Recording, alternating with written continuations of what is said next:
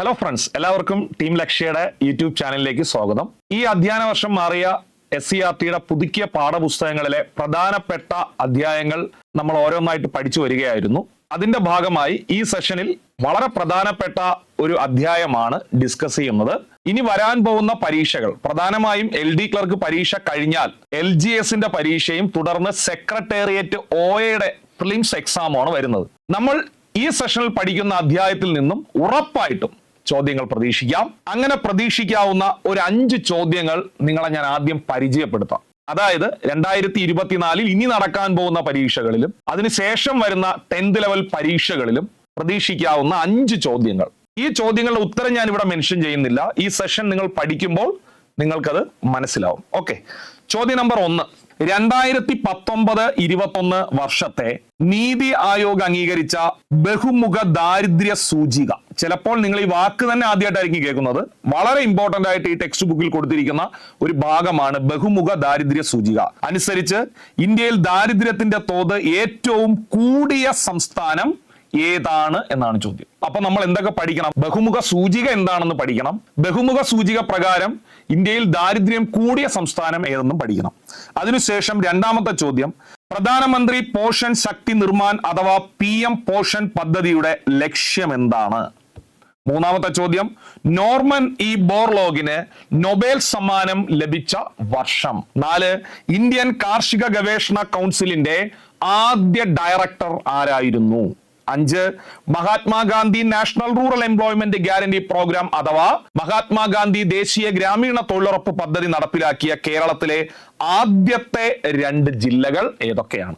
Text ബുക്കിൽ നിന്ന് sort out ചെയ്ത 100% പ്രതീക്ഷിക്കാവുന്ന 5 ചോദ്യങ്ങളാണ് നമ്മൾ ഇപ്പോൾ ഡിസ്കസ് ചെയ്തത്. ഇതിന്റെ ഉത്തരങ്ങൾ ക്ലാസ് കാണുമ്പോൾ കൃത്യമായി നിങ്ങൾ പഠിച്ചു പോകും. ഇനി നമ്മൾ ഇത്രയും നേരം ഡിസ്കസ് ചെയ്തുകൊണ്ടിരുന്നത് ഏത് അധ്യായത്തെ കുറിച്ചാണെന്ന് ചോദിച്ചാൽ 7ാം ക്ലാസ്സിലെ സോഷ്യൽ സയൻസിലെ 7ാമത്തെ അധ്യായം. അധ്യായത്തിന്റെ പേര് ഭക്ഷ്യോൽപാദനം മുതൽ ഭക്ഷ്യ സുരക്ഷ വരെ എന്നാണ്.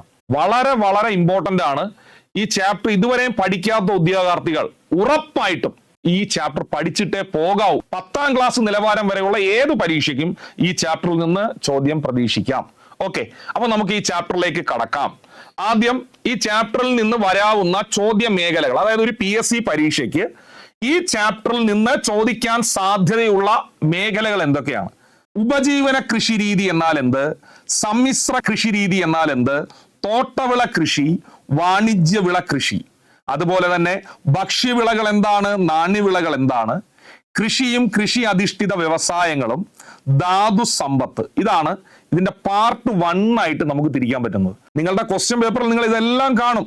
എന്നാൽ ഈ ചാപ്റ്ററിന് നമുക്ക് 2ാം ഭാഗം ഇങ്ങനെ തിരിക്കാം. ഹരിത വിപ്ലവം, ദാരിദ്ര്യം, ബഹുമുഖ ദാരിദ്ര്യ സൂചിക, ബഹുമുഖ ദാരിദ്ര്യ സൂചിക, ദാരിദ്ര്യ നിർമ്മാർജ്ജന പദ്ധതികൾ, കുടുംബശ്രീ, ഭക്ഷ്യ സുരക്ഷ.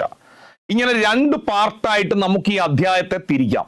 നമ്മൾ ഈ സെഷനിൽ ഡിസ്കസ് ചെയ്യുന്നത് ഇതിന്റെ 2ാമത്തെ പാർട്ടാണ്. കാരണം ഉടനെ തന്നെ LGSന്റെ പരീക്ഷ ഉള്ളത് കൊണ്ടും സെക്രട്ടേറിയറ്റ് OAയുടെ പ്രിലിംസ് ആരംഭിക്കുന്നത് കൊണ്ടും ഏറ്റവും കൂടുതൽ സാധ്യത ഈ മേഖലയിൽ നിന്ന് ചോദ്യങ്ങൾ വരാനാണ്. സോ ഈ സെഷനിൽ നമ്മൾ പാർട്ട് 2 ആണ് ഡിസ്കസ് ചെയ്യുന്നത്. എല്ലാ ഉദ്യോഗാർത്ഥികളും ഈ സെഷൻ വൃത്തിയായി പഠിക്കുന്നതിനിടയിൽ പരീക്ഷയ്ക്ക് ചോദിക്കും, അത്രയും ഉറപ്പുള്ളതുകൊണ്ടാണ് പറയുന്നത്. ഓക്കെ, ശരി, നമുക്ക് ആദ്യത്തെ ഭാഗത്തിലേക്ക് കടക്കാം. പാർട്ട് 2 ആരംഭിക്കുന്നത് ഇങ്ങനെയാണ്. ബ്രിട്ടീഷ് ഭരണകാലത്തും സ്വാതന്ത്ര്യ ലബ്ധിയോടനുബന്ധിച്ചും, അതായത് ഇന്ത്യ സ്വാതന്ത്ര്യം നേടുന്ന അവസരം 1947-48 പീരീഡിലും ഇന്ത്യൻ കാർഷിക മേഖല അഭിമുഖീകരിച്ചിരുന്ന പ്രശ്നങ്ങളുടെ പ്രധാന കാരണങ്ങൾ. നമുക്കറിയാം, ഇന്ത്യ സ്വാതന്ത്ര്യം നേടിയതിനു ശേഷം അല്ലെങ്കിൽ ഇന്ത്യ വിഭജനം നടക്കുന്ന സമയത്ത് ഇന്ത്യ നേരിട്ട ഏറ്റവും പ്രധാനപ്പെട്ട വെല്ലുവിളി എന്ന് പറയുന്നത് ഒന്ന് ഭക്ഷ്യക്ഷാമം ആയിരുന്നു. അപ്പോൾ ഈ അധ്യായത്തിന്റെ 2ാമത്തെ ഒരു ഭാഗം ആരംഭിക്കുന്നത് ഇങ്ങനെയാണ്. സ്വതന്ത്രാനന്തര ഇന്ത്യ അല്ലെങ്കിൽ സ്വാതന്ത്ര്യലബ്ധി സമയത്ത് ഇന്ത്യ നേരിട്ട കാർഷിക രംഗത്തെ പ്രശ്നങ്ങൾ, അതിന്റെ കാരണങ്ങൾ എന്തൊക്കെയാണ്? അപ്പൊ താഴെ തന്നിരിക്കുന്നവയിൽ കാരണം ഏത്, കാരണമല്ലാത്തത് ഏതെന്നൊക്കെ പരീക്ഷയ്ക്ക് ചോദിക്കും. അപ്പൊ നമ്മൾ പഠിക്കുന്ന ഭാഗം നോക്കിക്കോ. ബ്രിട്ടീഷ് ഭരണകാലഘട്ടത്തിലും സ്വാതന്ത്ര്യലബ്ധിയോടനുബന്ധിച്ചും ഇന്ത്യൻ കാർഷിക മേഖല അഭിമുഖീകരിച്ച പ്രശ്നങ്ങളുടെ പ്രധാന കാരണങ്ങൾ എന്താണ്? 1. ബ്രിട്ടീഷുകാർ നടപ്പിലാക്കിയ ഭൂനികുതി സമ്പ്രദായം. ബ്രിട്ടീഷുകാരുടെ ഭൂനികുതി സമ്പ്രദായം ഇന്ത്യയുടെ കാർഷിക രംഗത്തെ പ്രതികൂലമായി ബാധിച്ചു. 2.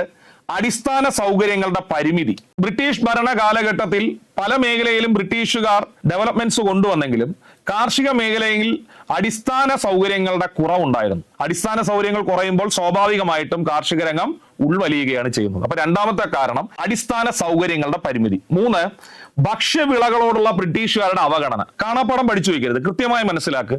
ബ്രിട്ടീഷുകാർ ഇന്ത്യയിലായാലും കേരളത്തിലായാലും കൂടുതൽ ശ്രദ്ധ ഊന്നിയത് നാണ്യവിളകളിലാണ്, അല്ലെങ്കിൽ തോട്ടവിളകളിലാണ്. ഭക്ഷ്യവിളകളോട് അവർക്ക് താല്പര്യമില്ലായിരുന്നു. ഉദാഹരണത്തിന് കേരളത്തിൽ പോലും ബ്രിട്ടീഷുകാരുടെ സ്വാധീനം കാരണം നെൽകൃഷിയുടെ അളവ് കുറയുകയും തെങ്ങും മറ്റു തോട്ടവിളകളും വികാസം പ്രാപിക്കുകയാണ് ചെയ്തത്. കാരണം അവർ ഭക്ഷ്യവിളകളെ പ്രോത്സാഹിപ്പിക്കുന്നതിന് പകരം വാണിജ്യ വ്യവസായ ആവശ്യങ്ങൾക്ക് വേണ്ടിയുള്ള വിളകൾക്കാണ് അവർ പ്രാധാന്യം നൽകിയത്. സോ നമ്മുടെ കാർഷിക രംഗത്തിൽ ഭക്ഷ്യവിളകളിൽ ഇടിവുണ്ടായി. അതാണ് പറയുന്നത് ഭക്ഷ്യവിളകളോടുള്ള ബ്രിട്ടീഷുകാരുടെ അവഗണന.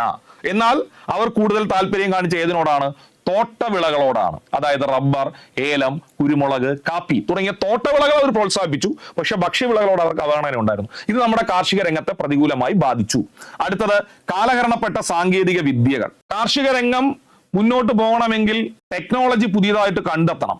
അത് ചിലപ്പം ശാസ്ത്രീയമായ ജലസേചന രീതിയാവാം, പുതിയ രീതിയിലുള്ള കീടനാശിനികളാവാം, ഇതെല്ലാം കണ്ടെത്തേണ്ടി വരും. പക്ഷേ അക്കാലത്ത് കാലഹരണപ്പെട്ട രീതിയിലുള്ള കാർഷിക സംവിധാനങ്ങളാണ് നിലനിന്നിരുന്നത്. അതൊരു കാരണമാണ്. നെക്സ്റ്റ്, കാർഷിക ഉൽപാദനക്ഷമതയിൽ ഉണ്ടായ കുറവ്. വ്യത്യസ്തമായ കാർഷിക വിളകൾ കൃഷി ചെയ്യാൻ പറ്റുന്ന ഒരു രാജ്യമാണ് ഇന്ത്യയെങ്കിലും നമ്മുടെ കാർഷിക ഉൽപാദനക്ഷമതയിൽ കുറവുണ്ടാവുകയും അത് കാർഷിക രംഗത്തെ നെഗറ്റീവായി ബാധിക്കുകയും ചെയ്തു. അപ്പൊ ടെക്സ്റ്റ് ബുക്ക് ആരംഭിക്കുന്നത് ഇങ്ങനെയാണ്: ബ്രിട്ടീഷ് ഭരണകാലത്തും സ്വാതന്ത്ര്യലബ്ധിയോടനുബന്ധിച്ചും ഇന്ത്യൻ കാർഷിക മേഖല അഭിമുഖീകരിച്ചിരുന്ന പ്രശ്നങ്ങളുടെ പ്രധാന കാരണങ്ങൾ കൃത്യമായി ഓർത്തിരുന്നാൽ മതി. ബ്രിട്ടീഷുകാർ നടപ്പിലാക്കിയ തെറ്റായ ഭൂനികുതി, അടിസ്ഥാന സൗകര്യങ്ങളുടെ പരിമിതി, ഭക്ഷ്യവിളകളോടുള്ള ബ്രിട്ടീഷുകാരുടെ അവഗണന, എന്നാൽ അവർ തോട്ടവിളകളോട് താല്പര്യം കാണിച്ചു, കാലഹരണപ്പെട്ട സാങ്കേതിക വിദ്യകൾ, കാർഷിക ഉൽപാദനക്ഷമതയിൽ ഉണ്ടായ കുറവ് എന്നിവയാണ് കാർഷിക രംഗത്തെ പിന്നോട്ടടിച്ച ഘടകങ്ങൾ.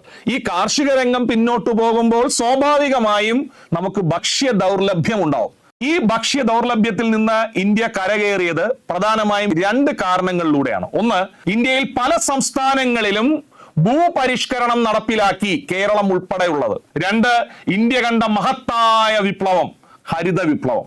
അങ്ങനെ സ്വതന്ത്ര ഇന്ത്യ നേരിട്ട ഭക്ഷ്യ ദൗർലഭ്യം ഭൂപരിഷ്കരണങ്ങളിലൂടെയും ഹരിത വിപ്ലവത്തിലൂടെയും ഇന്ത്യ അതിജീവിക്കുകയാണ് ചെയ്തത്. അപ്പോൾ നമുക്ക് അടുത്ത പഠിക്കേണ്ട വളരെ പ്രധാനപ്പെട്ട കാര്യം, സ്വാതന്ത്ര്യലബ്ധി സമയത്തുണ്ടായ കാർഷിക പ്രതിസന്ധി പരിഹരിക്കുന്നതിനായി സ്വതന്ത്ര ഇന്ത്യയിൽ നടപ്പിലാക്കിയ പരിഷ്കാരങ്ങൾ ഏതൊക്കെ? ഹരിത വിപ്ലവം എന്ന് മാത്രം എഴുതി വെക്കരുത്. ഞാൻ വീണ്ടും നിങ്ങളെ കൃത്യമായി ഓർമ്മിപ്പിക്കുന്നു. സ്വാതന്ത്ര്യലബ്ധി സമയത്തുണ്ടായ കാർഷിക പ്രതിസന്ധി പരിഹരിക്കുന്നതിനായി സ്വതന്ത്ര ഇന്ത്യയിൽ നടപ്പിലാക്കിയ പരിഷ്കാരങ്ങൾ: 1, ഭൂപരിഷ്കരണം; 2, ഹരിത വിപ്ലവം. ഭൂപരിഷ്കരണം എന്ന് പറയുമ്പോൾ നിങ്ങൾ ആലോചിച്ചോളുക, ലാൻഡ് റിഫോംസ്. ഈ ലാൻഡ് റിഫോംസ് എന്ന വിഷയം ഉൾപ്പെടുന്നത് സ്റ്റേറ്റ് ലിസ്റ്റിലാണ്. സോ ഭൂപരിഷ്കരണങ്ങൾ നടപ്പിലാക്കുന്നത് എപ്പോഴും അതാത് സംസ്ഥാനങ്ങളായിരിക്കും. ഭൂപരിഷ്കരണം നടപ്പിലാക്കിയ ആദ്യ സംസ്ഥാനങ്ങളിൽ ഒന്നാണ് കേരളം. കേരളം ഉൾപ്പെടെയുള്ള സംസ്ഥാനങ്ങളിൽ ഭൂപരിഷ്കരണം നടപ്പിലാക്കിയതോടെയും ഹരിത വിപ്ലവത്തിലൂടെയുമാണ് സ്വതന്ത്ര ഇന്ത്യ നേരിട്ട ഭക്ഷ്യ ദൗർലഭ്യം ഇന്ത്യ മറികടന്നത്. ശരി, അപ്പൊ നമുക്ക് അടുത്ത പഠിക്കാനുള്ളത് കേരളത്തിൽ നടപ്പിലാക്കിയ ഭൂപരിഷ്കരണ നിയമത്തിന്റെ സവിശേഷതകൾ എന്തൊക്കെ? കേരളത്തിൽ ഭൂപരിഷ്കരണ നിയമം പാസ്സായത് 1963-ലാണ്. ഈ 63-ൽ പാസ്സായ ഭൂപരിഷ്കരണ നിയമം 1969-ൽ പിൽക്കാലത്ത് ഭേദഗതി ചെയ്യപ്പെട്ടു. എന്നാൽ കേരളത്തിൽ ഭൂപരിഷ്കരണം പൂർണ്ണമായും നടപ്പിലാക്കിയത് 1970-ലാണ്. കേരളത്തിൽ ഭൂപരിഷ്കരണം പൂർണ്ണ അർത്ഥത്തിൽ നടപ്പിലാക്കിയത് 1970 ജാനുവരി മാസം 1-ാം തീയതി. എന്നാൽ ലാൻഡ് റിഫോംസ് ആക്ട് പാസ്സായ വർഷം 1963. അത് പിൽക്കാലത്ത് ഭേദഗതി ചെയ്തു 1969. ടെക്സ്റ്റ് ബുക്കിൽ ഈ വർഷങ്ങളില്ല, പക്ഷേ ഫണ്ടമെന്റൽ ആയിട്ടുള്ള ഫാക്ട് എന്ന രീതിയിൽ നമ്മൾ ഇത് പഠിച്ചിരിക്കണം. അപ്പോൾ നമ്മൾ എന്താണ് ഇനി പഠിക്കാനുള്ളത്? കേരളത്തിൽ നടപ്പിലാക്കിയ ഭൂപരിഷ്കരണ നിയമത്തിന്റെ സവിശേഷതകൾ. എന്താണ് ഭൂപരിഷ്കരണം? ശ്രദ്ധിക്ക്. ഭൂമിയുടെ അവകാശത്തിന്മേൽ നിയമത്തിന്റെ അടിസ്ഥാനത്തിൽ വരുത്തുന്ന മാറ്റങ്ങളെ വിളിക്കുന്ന പേരാണ് ഭൂപരിഷ്കരണം. പൂർണ്ണമായിട്ട് ശ്രദ്ധിക്ക്. ഭൂമിയുടെ അവകാശത്തിന്മേൽ കാലാകാലങ്ങളിൽ വരുന്ന ഗവൺമെന്റ് നിയമത്തിന്റെ അടിസ്ഥാനത്തിൽ വരുത്തുന്ന മാറ്റങ്ങളെ വിളിക്കുന്ന പേരാണ് ഭൂപരിഷ്കരണം. അങ്ങനെ 70-ൽ കേരളത്തിൽ നടപ്പിലാക്കിയ ഭൂപരിഷ്കരണത്തിലൂടെ എന്ത് മാറ്റമാണ് പ്രധാനമായും സംഭവിച്ചതെന്ന് ചോദിച്ചാൽ, ഒരു വ്യക്തിക്കും ഒരു സ്ഥാപനത്തിനും കൈവശം വയ്ക്കാൻ കഴിയുന്ന ഭൂമിക്ക് പരിധി നിശ്ചയിച്ചു. പോയിന്റ് ശ്രദ്ധിക്ക്, ഒരു വ്യക്തിക്കോ സ്ഥാപനത്തിനോ കൈവശം വയ്ക്കാൻ കഴിയുന്ന ഭൂമിക്ക് പരിധി നിശ്ചയിച്ചു. ഇനി ആ പരിധിയിൽ കൂടുതൽ ഭൂമി കൈവശം വച്ചിരുന്നാൽ അത് മിച്ച ഭൂമി എന്ന പേരിൽ സർക്കാർ പിടിച്ചെടുത്തു. രണ്ടാമത്തെ പോയിന്റ്, ഈ പിടിച്ചെടുത്ത മിച്ച ഭൂമികൾ ഭൂരഹിതരായ ആളുകൾക്ക് വിതരണം ചെയ്തു. മൂന്നാമത്തെ പോയിന്റ്, അപ്പോൾ ഒരു നിശ്ചിത വിഭാഗങ്ങളിൽ കോൺസെൻട്രേറ്റ് ചെയ്തിരുന്ന ഭൂമിയുടെ അവകാശം ഒരുപാട് സാധാരണക്കാരിലേക്ക് എത്തിയതോടുകൂടി കേരളം ഉൾപ്പെടെയുള്ള സംസ്ഥാനങ്ങളിൽ കാർഷിക അഭിവൃദ്ധി ഉണ്ടാവുകയാണ് ചെയ്തത്. ഇങ്ങനെ ടെക്സ്റ്റ് ബുക്കിൽ വളരെ വ്യക്തമായി കൊടുത്തിരിക്കുന്നു. ടെക്സ്റ്റ് ബുക്ക് ശ്രദ്ധിക്കുക, എന്താണ് ടെക്സ്റ്റ് ബുക്കിൽ കൊടുത്തിരിക്കുന്നത്? ഭൂപരിഷ്കരണ നിയമത്തിന്റെ ഫലങ്ങൾ എന്തൊക്കെ ശ്രദ്ധിച്ചോ. ഒരു വ്യക്തിക്ക് അയാളുടെ ഉടമസ്ഥതയിൽ വയ്ക്കാവുന്ന ഭൂമിയുടെ പരിധി നിശ്ചയിച്ചു. പരീക്ഷയ്ക്ക് ചോദിക്കേ, ഉറപ്പ്. പരിധിക്ക് മുകളിലുള്ള ഭൂമിയെ മിച്ച ഭൂമിയായി കണക്കാക്കി. മിച്ച ഭൂമി ഗവൺമെന്റ് ഏറ്റെടുത്ത് ഭൂരഹിതർക്കും കർഷകർക്കും വിതരണം ചെയ്തു. ഇത് കാർഷിക ഉൽപാദനം വർദ്ധിക്കാൻ ഇടയാക്കി. ടെക്സ്റ്റ് ബുക്കിലുള്ള അതേ സെന്റൻസ് ആണ്. താഴെ തന്നിരിക്കുന്നവയിൽ ഭൂപരിഷ്കരണ നിയമവുമായി ബന്ധമില്ലാത്ത പ്രസ്താവന ചോദിച്ചാൽ ഇതെല്ലാം ബന്ധമുള്ളതാണ്. വേറെ ഏതെങ്കിലും തന്നാൽ അത് ബന്ധം ഉണ്ടാവില്ല. അപ്പൊ ബന്ധപ്പെട്ടതാണ് ഈ പറഞ്ഞത് എല്ലാ പോയിന്റും. ഓക്കെ, ശരി. അപ്പൊ ഭൂപരിഷ്കരണം കഴിഞ്ഞു. അടുത്ത നമ്മൾ പഠിക്കുന്നത് ഹരിത വിപ്ലവം. എന്താണ് ഹരിത വിപ്ലവം? PSC പരീക്ഷയ്ക്ക് റീസെന്റ് ആയിട്ട് ഇപ്പൊ LD ക്ലർക്ക് പരീക്ഷയ്ക്ക് ഉൾപ്പെടെ എല്ലാ പരീക്ഷയിലും ചോദ്യം വന്നുകൊണ്ടിരിക്കുന്നു. 7ാം ക്ലാസ്സിലെ പാഠപുസ്തകത്തിൽ വളരെ നല്ല രീതിയിൽ തന്നെ ഹരിത വിപ്ലവത്തിന്റെ നോട്ട് നൽകിയിരിക്കുന്നു. 10ാം ക്ലാസ് നിലവാരം വരെയുള്ള പരീക്ഷയ്ക്ക് ഞാൻ ഈ പഠിപ്പിക്കുന്ന പോയിന്റ് ഒന്നുപോലും വിട്ടുപോകാതെ പഠിച്ചിട്ട് പോവുക. ഓക്കെ, ഇന്ത്യയിൽ ഭക്ഷ്യധാന്യങ്ങളുടെ ഉൽപാദനം വൻതോതിൽ വർദ്ധിപ്പിച്ച പദ്ധതിയാണ് ഹരിത വിപ്ലവം എന്നറിയപ്പെടുന്നത്. ഒന്നുകൂടി, ഇന്ത്യയിലെ ഭക്ഷ്യധാന്യങ്ങളുടെ ഉൽപാദനം വൻതോതിൽ വർദ്ധിപ്പിച്ച പദ്ധതിയുടെ പേരാണ് ഹരിത വിപ്ലവം. ചുമ്മാ നമുക്ക് ഭക്ഷ്യധാന്യങ്ങൾ അങ്ങ് വർദ്ധിപ്പിക്കാൻ പറ്റുമോ? ഇല്ല. ഹരിത വിപ്ലവം ഉണ്ടാവാൻ കാരണം നമ്മൾ രാജ്യത്തിൽ നടപ്പിലാക്കിയ ചില മാറ്റങ്ങളാണ്. അതിൽ ഒന്നാമത്തെ റീസൺ, അത്യുൽപാദന ശേഷിയുള്ള വിത്തിനങ്ങൾ ഉപയോഗിച്ചു. അത് ഒരു കാരണമാണ്. രണ്ടാമത്തെ കാരണം, രാസവളങ്ങൾ ഉപയോഗപ്പെടുത്തി. രാസവളങ്ങൾ ഉപയോഗപ്പെടുത്തുമ്പോൾ ഉൽപാദനം വർദ്ധിക്കുകയാണ് ചെയ്യുന്നത്, നിങ്ങൾക്കറിയാം. മൂന്നാമത്തെ റീസൺ, കീടനാശിനികൾ ഉപയോഗപ്പെടുത്തി. 4, പുത്തൻ സാങ്കേതിക വിദ്യകൾ ഉപയോഗിച്ചു. നമ്മൾ ഈ ക്ലാസ് തുടങ്ങിയപ്പോൾ പഠിച്ചത് നമ്മുടെ സ്വതന്ത്ര ഭാരതം നേരിട്ട ഭക്ഷ്യക്ഷാമത്തിന് അല്ലെങ്കിൽ കാർഷിക രംഗത്തെ മുരടിപ്പിന് കാരണം കാലഹരണപ്പെട്ട സാങ്കേതിക വിദ്യകൾ എന്നാണ്. പക്ഷെ ഹരിത വിപ്ലവം വന്നപ്പോൾ പുത്തൻ സാങ്കേതിക വിദ്യകൾ ഉപയോഗപ്പെടുത്തി തുടങ്ങി. ഇനി വിത്തിനങ്ങളായാലും രാസവളങ്ങളായാലും കീടനാശിനികളായാലും പുത്തൻ സാങ്കേതിക വിദ്യകളായാലും കർഷകന് ഉപയോഗപ്പെടുത്തണമെങ്കിൽ അയാൾക്ക് ചിലവ് വേണ്ടി വരും. ആ ചിലവ് മീറ്റ് ചെയ്യാൻ വേണ്ടി കുറഞ്ഞ പലിശ നിരക്കിൽ വായ്പകൾ ഏർപ്പെടുത്തി തുടങ്ങി. അപ്പം കർഷകർക്ക് കാശ് കിട്ടും കുറഞ്ഞ പലിശ നിരക്കിൽ. ആ കാശ് ഉപയോഗിച്ച് അവർക്ക് ഈ കാര്യങ്ങളൊക്കെ ചെയ്യാം. അപ്പൊ കുറഞ്ഞ പലിശ നിരക്ക് വളരെ ഇമ്പോർട്ടന്റ് ആണ്. പിന്നെ കൃഷിക്ക് ഏറ്റവും പ്രധാനം ജലസേചനമാണ്. അപ്പോ ശാസ്ത്രീയമായ ജലസേചനം. ഈ 6 പോയിന്റ് പഠിച്ചിട്ടേ പോവാവേ. ഇന്ത്യയുടെ ഭക്ഷ്യ ഉൽപാദനത്തെ വർദ്ധിപ്പിച്ച മഹത്തായ പദ്ധതിയാണ് ഹരിത വിപ്ലവം. ഹരിത വിപ്ലവം ഉണ്ടാകാൻ കാരണമായ ഘടകങ്ങൾ അല്ലെങ്കിൽ ഹരിത വിപ്ലവത്തിലേക്ക് നയിച്ച ഘടകങ്ങൾ, ഹരിത വിപ്ലവത്തിന് വേണ്ടി നമ്മളെ രാജ്യം പ്രൊവൈഡ് ചെയ്ത കാര്യങ്ങൾ എന്തൊക്കെയാണെന്ന് പഠിച്ചിരിക്കുക. ടെക്സ്റ്റ് ബുക്കിൽ 6 എണ്ണം വ്യക്തമായി കൊടുത്തിരിക്കുന്നു. ടെക്സ്റ്റ് ബുക്കിലെ പോയിന്റ് ആണ്. 1, അത്യുൽപാദന ശേഷിയുള്ള വിത്തിനങ്ങൾ. 2, രാസവളങ്ങൾ. 3, കീടനാശിനികൾ. 4, പുത്തൻ സാങ്കേതിക വിദ്യകൾ. കുറഞ്ഞ പലിശ നിരക്കിലുള്ള വായ്പകൾ. ശാസ്ത്രീയ ജലസേചനം. ഇതിലൂടെയാണ് ഹരിത വിപ്ലവം നടപ്പിലാക്കപ്പെട്ടത്. ഹരിത വിപ്ലവത്തിലൂടെ ഏറ്റവും കൂടുതൽ ഉൽപാദനം നടന്ന വിള ഗോതമ്പാണ്. സോ ഗോതമ്പ് വിപ്ലവം എന്നും ഹരിത വിപ്ലവം അറിയപ്പെടുന്നു. ടെക്സ്റ്റ് ബുക്ക് നമുക്ക് പഠിക്കാം. പൂർണ്ണമായിട്ട് ശ്രദ്ധിച്ചോ, 1 മാർക്കാണ്. അത്യുൽപാദന ശേഷിയുള്ള വിത്തിനങ്ങൾ, രാസവളങ്ങൾ, കീടനാശിനികൾ, പുത്തൻ സാങ്കേതിക വിദ്യകൾ, കുറഞ്ഞ നിരക്കിലുള്ള വായ്പ, ശാസ്ത്രീയ ജലസേചനം. ഈ 6 പോയിന്റും കൃത്യമായി പഠിച്ചോ, സ്ക്രീൻഷോട്ട് എടുത്തു വെച്ചോ, നിങ്ങളുടെ പരീക്ഷയിലെ ചോദ്യം. എന്നിവ ഉപയോഗിച്ച് ഭക്ഷ്യധാന്യങ്ങളുടെ ഉൽപാദനം വൻതോതിൽ വർദ്ധിപ്പിച്ച പദ്ധതിയാണ് ഹരിത വിപ്ലവം. ഭക്ഷ്യധാന്യങ്ങളിൽ പ്രധാനമായും ആദ്യഘട്ട നേട്ടം കാണാനായത് ഗോതമ്പ് ഉൽപാദനത്തിലാണ്. അതിനാൽ ഇതിനെ ഗോതമ്പ് വിപ്ലവം എന്നും വിശേഷിപ്പിക്കാറുണ്ട്. ഹരിത വിപ്ലവത്തിന്റെ മറ്റൊരു പേര് എന്താണെന്ന് ചോദിച്ചാൽ ഗോതമ്പ് വിപ്ലവം. ഇനി ഹരിത വിപ്ലവം എന്ന് പറഞ്ഞാൽ എന്താണ്? ഇന്ത്യയിലെ ഭക്ഷ്യധാന്യങ്ങളുടെ ഉൽപാദനം വർദ്ധിപ്പിച്ച മഹത്തായ പദ്ധതിയുടെ പേരാണ് ഹരിത വിപ്ലവം. Next, doctor MS Swaminathan. ഞാൻ ടെക്സ്റ്റ് ബുക്കിലുള്ള കാര്യം മാത്രമാണ് പഠിപ്പിക്കുന്നത്, പുറത്തുള്ള ഒരു പോയിന്റും പറയുന്നില്ല. എന്താണോ നമ്മുടെ സ്കൂൾ പാഠപുസ്തകത്തിൽ കൊടുത്തിരിക്കുന്നത് അത് മാത്രമേ പഠിപ്പിക്കുന്നുള്ളൂ. ഡോക്ടർ MS സ്വാമിനാഥനെ കുറിച്ച് കൊടുത്തിരിക്കുന്നു.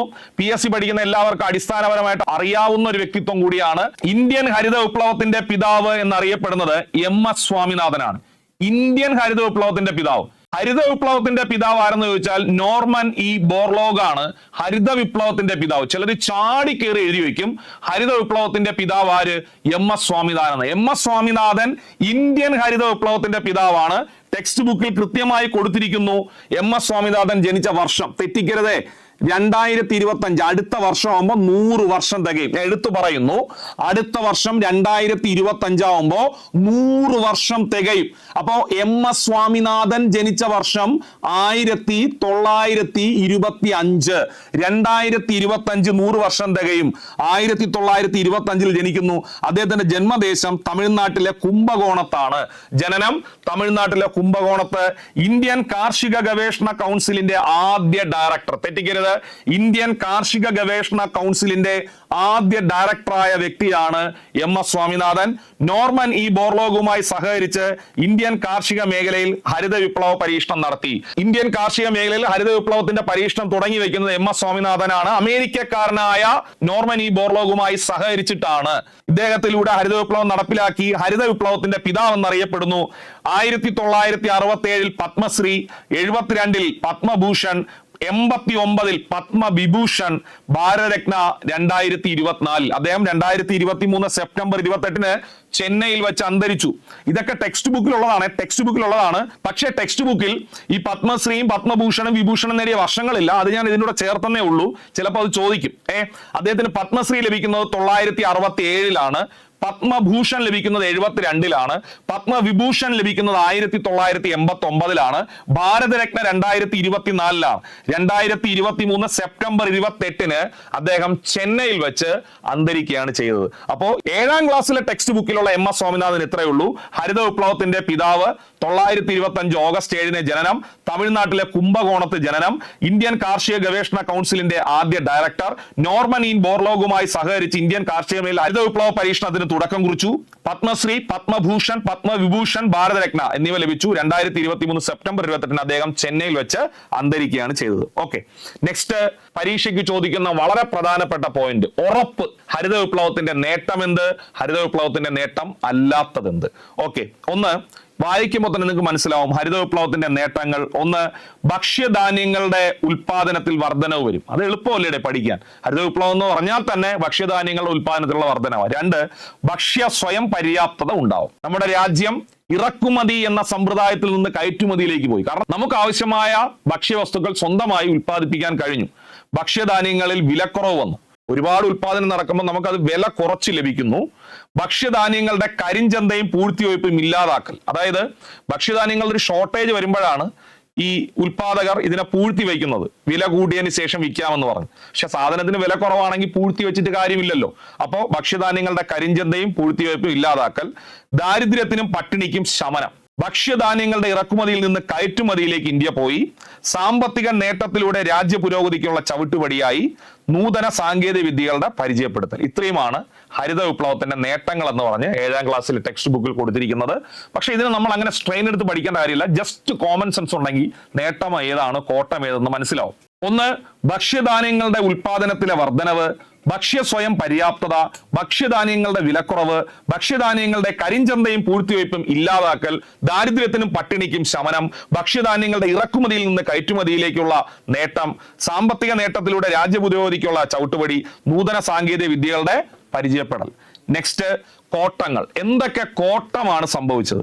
അമിത ജല ഉപയോഗം ഭൂഗർഭ ജലചൂഷണത്തിന് വഴിതെളിച്ചു. അപ്പോ നമുക്ക് ഹരിത വിപ്ലവം എന്ന് പറഞ്ഞാൽ കൃഷി ഭയങ്കരമായി മെച്ചപ്പെടുത്തുകയാണ്. അപ്പൊ കൃഷിക്ക് നമുക്ക് ജലസേചനം ഏറ്റവും അത്യാവശ്യമാണ്. അപ്പൊ കൃഷി വളരുന്ന അനുസരിച്ച് പരമാവധി ജലം നമ്മൾ ഉപയോഗിക്കാൻ തുടങ്ങി. അങ്ങനെ നമ്മൾ അമിതമായി ജലം ഉപയോഗിക്കുകയും ഭൂഗർഭ ജല ചൂഷണത്തിന് ഇത് വഴിതെളിക്കുകയും ചെയ്തു. നെക്സ്റ്റ്, രാസവളങ്ങളുടെയും കീടനാശിനികളുടെയും അമിത ഉപയോഗം മണ്ണിന്റെ ഫലഭൂഷ്ഠത കുറച്ചു. അപ്പൊ മണ്ണിന്റെ അത് വായിക്കുമ്പോൾ തന്നെ നമുക്കറിയാം, ഹരിത വിപ്ലവം നടപ്പിലാക്കുന്നത് കീടനാശിനികളും രാസവളങ്ങളും ഉപയോഗിച്ച് തന്നെയാണ്. അപ്പോൾ മണ്ണിന്റെ ഫലഭൂഷ്ഠത നഷ്ടപ്പെട്ടു. നെക്സ്റ്റ്, ജൈവ വൈവിധ്യത്തിൽ ഉണ്ടായ കുറവ്. ജൈവ വൈവിധ്യം എന്ന് പറഞ്ഞാൽ വ്യത്യസ്ത ജീവജാലങ്ങളുടെ നിലനിൽപ്പാണ് ജൈവ വൈവിധ്യം എന്നറിയപ്പെടുന്നത്. അതായത് ജീവനുള്ള വെറൈറ്റി ഓഫ് സ്പീഷ്യസ്, അതാണ് ജൈവ വൈവിധ്യം. ആ ജൈവ വൈവിധ്യത്തിൽ കുറവ് സംഭവിച്ചു. കാരണം രാസവളങ്ങൾ കീടനാശിനികൾ ഉപയോഗിച്ചോടുകൂടി നമ്മുടെ ഒരു ജൈവ വൈവിധ്യത്തിന്റെ സന്തുലിതാവസ്ഥ നഷ്ടപ്പെടുകയുണ്ടായി, കുറവുണ്ടായി. പരമ്പരാഗത കൃഷി രീതികളുടെയും വിത്തിനങ്ങളുടെയും പ്രാധാന്യം നഷ്ടമാകൽ. വർഷങ്ങളായി ഇന്ത്യ പിന്തുടർന്നിരുന്ന അല്ലെങ്കിൽ ഉപയോഗിച്ചിരുന്ന വിത്തിനങ്ങളായാലും കൃഷി രീതികളായാലും ഇല്ലാതായി പോയി. ഏകവിള കൃഷി രീതിയിലേക്ക് ഇന്ത്യ മാറി. അതായത് ഒരു പ്രദേശത്ത് തന്നെ വ്യത്യസ്ത കാർഷിക വിളകൾ നമ്മൾ കൃഷി ചെയ്തിരുന്നു, സമ്മിശ്ര കൃഷി രീതി എന്ന രീതിയിൽ. പക്ഷേ ഹരിത വിപ്ലവം വന്നപ്പോഴത്തേക്ക് ഏകവിള കൃഷി രീതിയിലോട്ട് പോയി. ഒരു പ്രദേശത്ത് തന്നെ ഒരു വിള തന്നെ പരമാവധി ഉൽപ്പാദിപ്പിക്കുന്ന രീതിയിലേക്ക് പോയി. അതൊരു കോട്ടമാണ് ആക്ച്വലി. കീടനാശിനികളും രാസവളങ്ങളും ഉപയോഗിച്ച് ഉൽപ്പാദിപ്പിക്കുന്ന ഭക്ഷണങ്ങൾ കഴിക്കുന്നത് ആരോഗ്യ സംബന്ധമായ പ്രശ്നങ്ങൾക്ക് കാരണമായി. ഇതാണ് ഹരിത വിപ്ലവത്തിന്റെ കോട്ടങ്ങൾ. അപ്പോൾ ഇത് ഉറപ്പായിട്ട് പരീക്ഷയ്ക്ക് ചോദിക്കും. ഹരിത വിപ്ലവത്തിന്റെ നേട്ടം എന്താണ്, ഹരിത വിപ്ലവത്തിന്റെ കോട്ടം എന്താണ്? ഓക്കെ, നെക്സ്റ്റ്, അതിനുശേഷം നമുക്ക് പരിചയപ്പെടാനുള്ളത് ഹരിത വിപ്ലവത്തിന്റെ പിതാവ് എന്നറിയപ്പെടുന്ന നോർമൻ ഇ ബോർലോഗിനെ കുറിച്ചാണ്. വളരെ ഇമ്പോർട്ടന്റ് ആണ്. ഇദ്ദേഹത്തിന്റെ സപ്പോർട്ടോടു കൂടിയാണ് ഇന്ത്യയിൽ MS സ്വാമിനാഥൻ ഹരിത വിപ്ലവം നടപ്പിലാക്കിയത്.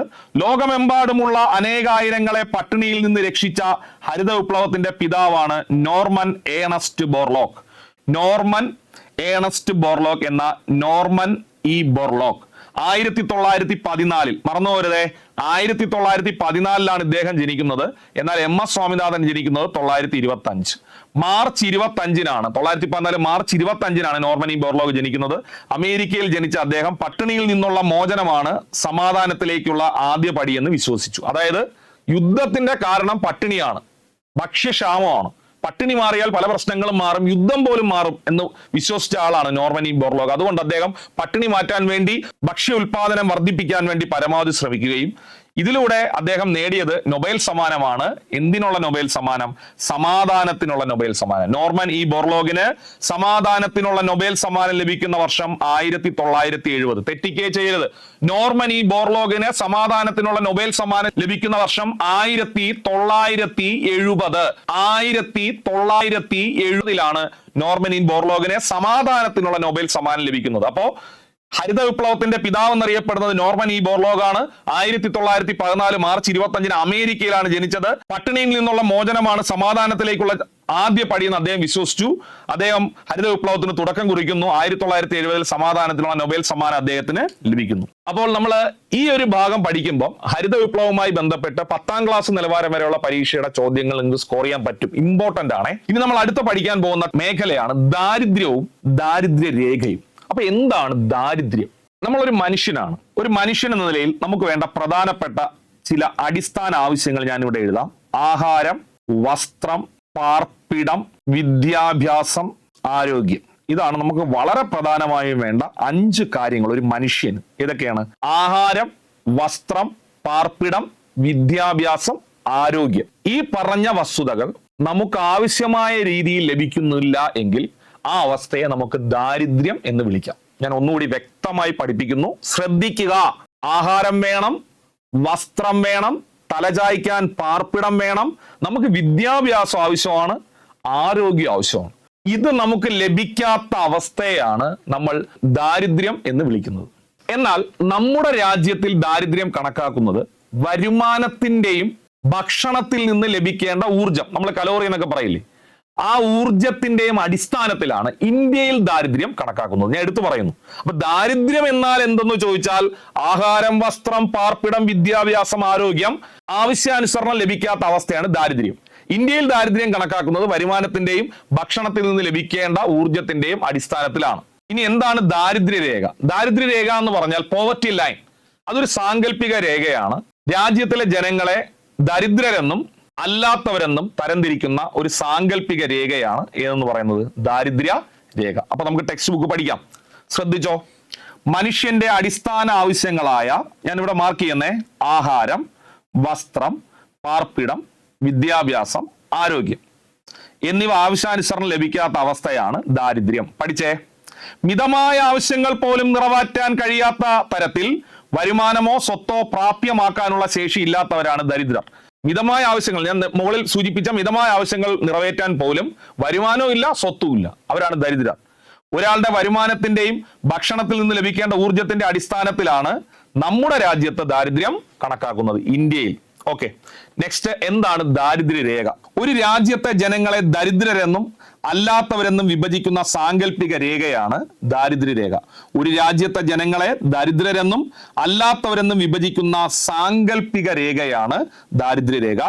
ഇനി രാജ്യത്തെ ജനങ്ങളെ ദാരിദ്ര്യത്തിലേക്ക് നയിക്കുന്ന കാരണങ്ങൾ, ടെക്സ്റ്റ് ബുക്കിലുള്ള ചാർട്ടാണ്, വൃത്തിയായി പഠിച്ചിട്ട് പോവുക. പക്ഷെ വായിച്ചാൽ മനസ്സിലാവും, ഒരു തവണ ഒന്ന് കേട്ടാൽ മനസ്സിലാവും. ദാരിദ്ര്യം എന്ന് പറഞ്ഞാൽ എന്താണെന്ന് നിങ്ങൾക്ക് മനസ്സിലായല്ലോ. സിമ്പിൾ ആയിട്ട് പറഞ്ഞാൽ നമുക്ക് ഭക്ഷണം, വസ്ത്രം, ആരോഗ്യം, വിദ്യാഭ്യാസം, പാർപ്പിടം എന്നിവ ആവശ്യാനുസരണം കിട്ടില്ല. നമ്മുടെ രാജ്യത്തിലാണെങ്കിൽ നമുക്ക് ലഭിക്കേണ്ട ഊർജം ആ മാനദണ്ഡം അനുസരിച്ച് ലഭിക്കുന്നില്ല, അല്ലെങ്കിൽ വരുമാനം കുറവാണ്. ഇതിൽ എത്തുന്നതിന് കാരണം എന്തൊക്കെയാണ് വായിച്ചാൽ തന്നെ മനസ്സിലാവും. തൊഴിലില്ലായ്മ ഈ പറഞ്ഞ വിഷയങ്ങൾക്ക് കാരണമാവും. കടബാധ്യത, അഴിമതി, നമ്മുടെ ഭരണാധികാരികൾ അഴിമതി ചെയ്താൽ സാധാരണക്കാർക്കാണ് അതിന്റെ ബുദ്ധിമുട്ട്. അപ്പൊ ആ സാധാരണക്കാർക്കിടയിൽ ദാരിദ്ര്യം നിലനിൽക്കുകയാണ് ചെയ്യുന്നത്. ഏറ്റവും കൂടുതൽ അഴിമതി നിറഞ്ഞ ഭരണമുള്ള സംസ്ഥാനത്തോ അല്ലെങ്കിൽ രാജ്യത്തോ ദരിദ്രരുടെ എണ്ണം വളരെ കൂടുതലായിരിക്കും. സിമ്പിളാണ്. വർദ്ധിച്ച ജനസംഖ്യ, കുറച്ച് റിസോഴ്സസ് നമുക്കുള്ളൂ, പക്ഷെ നമ്മുടെ ജനസംഖ്യ വളരെ കൂടുതലാണ്. അത് ദാരിദ്ര്യത്തിന് കാരണമാക്കും. ഈ ആഫ്രിക്കൻ രാജ്യങ്ങളിലൊക്കെ ദാരിദ്ര്യത്തിന്റെ പ്രധാന കാരണം അവിടുത്തെ ജനസംഖ്യയും കൂടെയാണ്. ഓക്കെ, ഇന്ത്യയിലും ദാരിദ്ര്യത്തിന്റെ ഒരു പ്രധാന കാരണം ജനസംഖ്യയാണ്. നെക്സ്റ്റ്, വിദ്യാഭ്യാസം ഇല്ലായ്മ. വിദ്യാഭ്യാസം ഇല്ലായ്മ എന്ന് പറയുന്നത് മറ്റുള്ള എല്ലാ മേഖലയും അത് ബാധിക്കും. വിദ്യാഭ്യാസം ഇല്ലായ്മ എന്ന് പറയുന്നത് തൊഴിലില്ലായ്മയിലേക്ക് പോകും.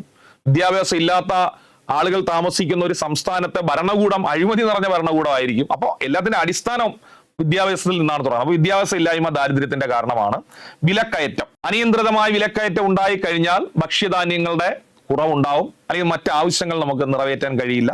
അതുപോലെ യുദ്ധങ്ങളും സംഘർഷങ്ങളും. വളരെ സമ്പന്നമായ രാഷ്ട്രങ്ങളെ പോലും ദാരിദ്ര്യത്തിലേക്ക് കൂപ്പുകുത്തിക്കുന്ന ഒരു ഘടകമാണ് യുദ്ധവും സംഘർഷങ്ങളും. പിന്നെ അവസര അസമത്വം.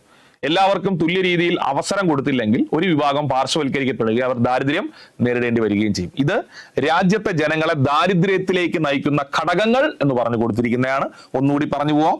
തൊഴിലില്ലായ്മ, കടബാധ്യത, അഴിമതി, വർദ്ധിച്ച ജനസംഖ്യ, വിദ്യാഭ്യാസം ഇല്ലായ്മ, വിലക്കയറ്റം, യുദ്ധങ്ങളും സംഘർഷങ്ങളും, അവസര അസമത്വം. ഓക്കെ, ഇനി നമ്മൾ പഠിക്കാൻ പോകുന്നത് ബഹുമുഖ ദാരിദ്ര്യ സൂചിക എന്ന വളരെ പ്രധാനപ്പെട്ട മേഖലയാണ്. ശ്രദ്ധിച്ച് പഠിക്കുക, വരാൻ പോകുന്ന പരീക്ഷയിൽ ചോദിക്കും. ഇതൊരു ദാരിദ്ര്യ സൂചിക ആണെന്ന് നിങ്ങൾക്ക് മനസ്സിലായല്ലോ.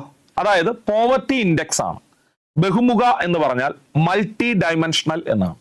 മൾട്ടി ഡയമെൻഷണൽ പോവർട്ടി ഇൻഡെക്സ് എന്ന് പറഞ്ഞാൽ വ്യത്യസ്ത ഘടകങ്ങൾ കണക്കിലെടുത്തുകൊണ്ട് ഒരു ഇൻഡെക്സ് തയ്യാറാക്കി ദരിദ്രരാണോ അല്ലയോ എന്ന് തീരുമാനിക്കുന്നു. ഈ ബഹുമുഖ ദാരിദ്ര്യ സൂചിക സംയുക്തമായി തയ്യാറാക്കിയത് 2 സ്ഥാപനങ്ങൾ ചേർന്നാണ്. ഒന്നാമത്തെ സ്ഥാപനത്തിന്റെ പേര് Oxford poverty and human development initiative. ഒന്നുകൂടി ഞാൻ പറയുന്നു, Oxford poverty and human development initiative plus United Nations development programme എന്ന UNDP, UN ഡെവലപ്മെന്റ് പ്രോഗ്രാം. അപ്പോ മൾട്ടി ഡയമെൻഷണൽ പോവർട്ടി ഇൻഡെക്സ് തയ്യാറാക്കിയ സ്ഥാപനങ്ങൾ ഏതൊക്കെ? തെറ്റിക്കേ ചെയ്യരുതേ, വളരെ വളരെ important. Oxford poverty and human development initiative plus UN development programme, ഇവരാണ് തയ്യാറാക്കിയത്. ഈ മൾട്ടി ഡയമെൻഷണൽ ഇൻഡെക്സ് എന്ന് പറഞ്ഞാൽ, ശ്രദ്ധിച്ചോ, ഒരു കുടുംബത്തിൽ നിന്ന് 3 ഘടകങ്ങൾ സെലക്ട് ചെയ്യും. ഒന്നാമത്തെ ഘടകം ആരോഗ്യം, രണ്ടാമത്തെ ഘടകം വിദ്യാഭ്യാസം, മൂന്നാമത്തെ ഘടകം ജീവിത നിലവാരം. ഞാൻ വളരെ വളരെ ഇമ്പോർട്ടന്റ് എന്ന് പറഞ്ഞാണ് പഠിപ്പിക്കുന്നത്, പരീക്ഷയ്ക്ക് ചോദിക്കും. ആരോഗ്യ മേഖലയിൽ നിന്നും 3 സൂചകങ്ങൾ, വിദ്യാഭ്യാസ മേഖലയിൽ നിന്ന് 2 സൂചകങ്ങൾ, ജീവിത നിലവാരത്തിൽ നിന്ന് 7 സൂചകങ്ങൾ. അങ്ങനെ മൊത്തം 12 സൂചകങ്ങളെ അടിസ്ഥാനപ്പെടുത്തി, ഈ സൂചകങ്ങൾ എന്തൊക്കെയാണ് നമ്മൾ ഇനി പഠിക്കും. 12 സൂചകങ്ങളെ അടിസ്ഥാനപ്പെടുത്തിയാണ് അവര് മൾട്ടി ഡയമെൻഷണൽ പോവർട്ടി ഇൻഡെക്സ് തയ്യാറാക്കുന്നത്. അപ്പം ആരോഗ്യത്തിൽ നിന്ന് 3, വിദ്യാഭ്യാസത്തിൽ നിന്ന് 2, ജീവിത നിലവാരത്തിൽ നിന്ന് 7. ഓക്കെ, ആഗോള തലത്തിൽ ദാരിദ്ര്യം കണക്കാക്കുന്നതിനായി വികസിപ്പിച്ചെടുത്ത ഒരു പുതിയ രീതിയാണ് ബഹുമുഖ ദാരിദ്ര്യ സൂചിക. പഠിച്ചേ. Oxford poverty and human development initiative, important, UN development പ്രോഗ്രാമും ചേർന്നാണ് ഇത് തയ്യാറാക്കിയത്. ഒരു കുടുംബത്തിലെ അംഗങ്ങളുടെ ആരോഗ്യം, വിദ്യാഭ്യാസം, ജീവിത നിലവാരം എന്നീ 3 തലങ്ങളിലായി 12 സൂചകങ്ങളെ വിലയിരുത്തിയാണ് ബഹുമുഖ ദാരിദ്ര്യം കണക്കാക്കുന്നത്. ആരോഗ്യം, വിദ്യാഭ്യാസം, അടിസ്ഥാന ജീവിത നിലവാരം എന്നിവ ഓരോ വ്യക്തിക്കും കുടുംബത്തിനും എത്രത്തോളം ആർജിക്കാൻ കഴിയുന്നു എന്നതുകൂടി പരിഗണിച്ചുകൊണ്ടാണ് ബഹുമുഖ ദാരിദ്ര്യം കണക്കാക്കുന്നത്. ഓക്കെ, അതിന് വേണ്ടി അവർ പരിശോധിക്കുന്ന സൂചകങ്ങൾ എന്തൊക്കെ? ആരോഗ്യത്തിൽ നിന്ന് 3 സൂചകം എന്തൊക്കെ? പോഷകാഹാരം, കുട്ടികളുടെയും കൗമാരക്കാരുടെയും മരണനിരക്ക്, മാതൃ ആരോഗ്യം. ഈ 3 ഘടകങ്ങളാണ് ആരോഗ്യത്തിൽ നിന്ന് അവർ പരിശോധിക്കുന്നത്. വിദ്യാഭ്യാസത്തിൽ നിന്ന് 2 കാര്യങ്ങളാണ് പരിശോധിക്കുന്നത്. സ്കൂൾ വിദ്യാഭ്യാസം ലഭിക്കുന്നുണ്ടോ, സ്കൂളിൽ ഹാജർ ഉണ്ടോ. അടുത്തത് ജീവിത നിലവാരം. ജീവിത നിലവാരത്തിൽ നിന്ന് 7 പാചക ഇന്ധനം, ശുചിത്വം, കുടിവെള്ളം, വൈദ്യുതി, ഭവനം, ആസ്തികൾ, അസറ്റ്, ബാങ്ക് അക്കൗണ്ടുകൾ. ഇതാണ് ജീവിത നിലവാരം. പാചക ഇന്ധനം വേണം, ശുചിത്വം വേണം, കുടിവെള്ളം വേണം, വൈദ്യുതി വേണം, ഭവനം വേണം, ആസ്തി വേണം, ബാങ്ക് അക്കൗണ്ടുകൾ വേണം. ഇതാണ് ജീവിത നിലവാരത്തിൽ വരുന്ന 7, വിദ്യാഭ്യാസത്തിൽ വരുന്ന 2, ആരോഗ്യത്തിൽ വരുന്ന 3. 7ഉം 2ഉം 9ഉം 3ഉം 12. ഈ 12 ഘടകങ്ങളെ അടിസ്ഥാനപ്പെടുത്തിയാണ് മൾട്ടി ഡയമെൻഷണൽ പോവർട്ടി ഇൻഡെക്സ് തയ്യാറാക്കുന്നത്. പഠിച്ചിട്ട് പോണേ, പരീക്ഷയ്ക്ക് ചോദിക്കും. ഓക്കെ, 2019-21 വർഷത്തിൽ നീതി ആയോഗ് ഈ ഇൻഡെക്സിന്റെ അടിസ്ഥാനത്തിൽ ഒരു പഠനം നടത്തി. 2019-21 വർഷത്തിൽ നീതി ആയോഗ് അംഗീകരിച്ച ബഹുമുഖ ദാരിദ്ര്യ സൂചിക അനുസരിച്ച് ഇന്ത്യയിൽ ദാരിദ്ര്യത്തിന്റെ തോത് ഏറ്റവും കുറവുള്ള സംസ്ഥാനമാണ് കേരളം.